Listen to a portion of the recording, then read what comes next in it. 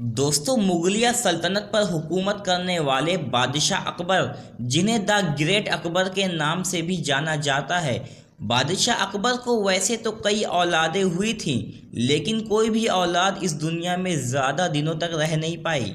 और फिर बादशाह अकबर और जोधाबाई दोनों से एक औलाद हुई, जिसका नाम जहांगीर पड़ा और मुगलिया सल्तनत को अपना अगला बादशाह मिल गया। जहांगीर का असली नाम नूरुद्दीन मोहम्मद सलीम था और वो 1569 को फतेहपुर सिकड़ी में पैदा हुए थे।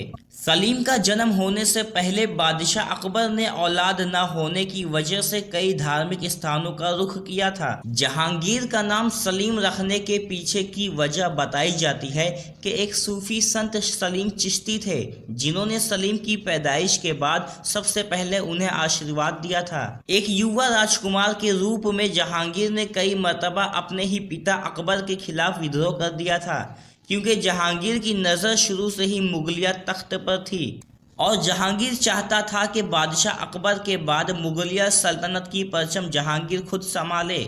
वक्त गुजरने के साथ बादशाह अकबर की मृत्यु हो गई और वहीं दूसरी तरफ जहांगीर ने खुद को नया सम्राट घोषित कर दिया।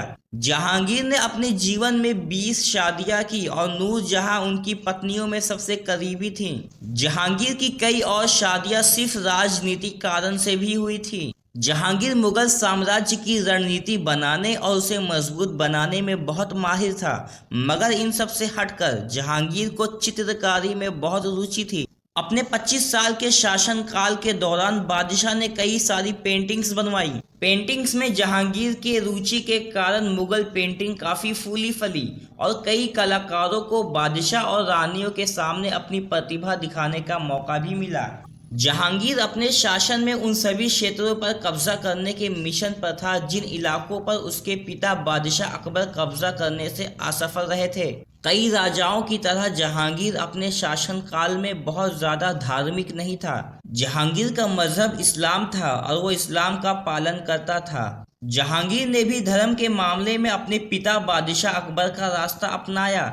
उसने कभी किसी धर्म वाले को अपना मजहब बदलने के लिए नहीं कहा था। उसका मानना था कि हर इंसान को अपने मजहब के तरीके पर चलने की पूरी आज़ादी होनी चाहिए। जहांगीर इन्हीं सब अच्छे कामों के चलते राज्य के लोगों के दिलों में अपनी एक अलग जगह कायम कर ली थी। ऐसा कहा जाता है कि जहांगीर अपने शुरुआती जीवन में शराब के आदी थे, जिसकी वजह से सन 1627 तक उनकी तबीयत खराब हो गई और उन्होंने अपनी तबीयत ठीक करने के लिए काबुल और कश्मीर जैसी जगहों का रुख किया, लेकिन मदद हासिल ना हो सकी।